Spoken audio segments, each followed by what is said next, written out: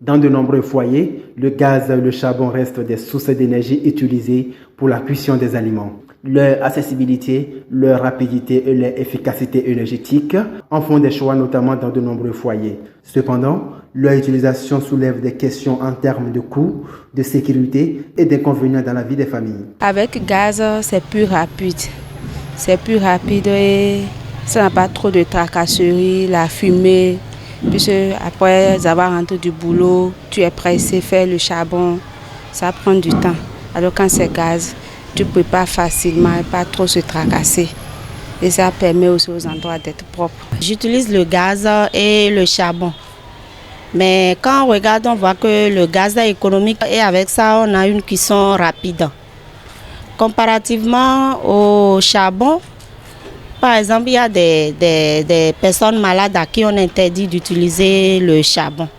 Avec le charbon, par exemple, nous avons la fumée, la façon d'allumer, tout ça là. Mais avec le gaz, il n'y a rien. Et on passe à une cuisson rapide. Et quand on regarde aussi, je peux dire que le gaz est économique. Parce que le sac de charbon, quand on achète, ça revient au moins à 7 000. Et le gaz, on prend ça, le petit, c'est au prix de 4 800 et quelques. Selon moi, le gaz est économique. L'utilisation de ces combustibles ne reste pas sans inconvénients. Parfois, ils mettent en danger la vie et le bien-être des familles. Les personnes malades, on leur interdit d'utiliser le charbon. Parce qu'après l'utilisation, ils ont un problème de cœur qui est dû par exemple à la fumée. L'inconvénient du gaz, c'est peut-être l'utilisation des choses du téléphone à côté du gaz. Et aussi, il faut vérifier la date de péremption. Parce que quand il y a une fuite là, ça peut exploser à tout moment. Et on nous dit souvent de regarder la date de péremption. Donc quand on voit qu'il y a le tuyau qui est déjà périmé, il faut le changer parce qu'il peut y avoir fuite.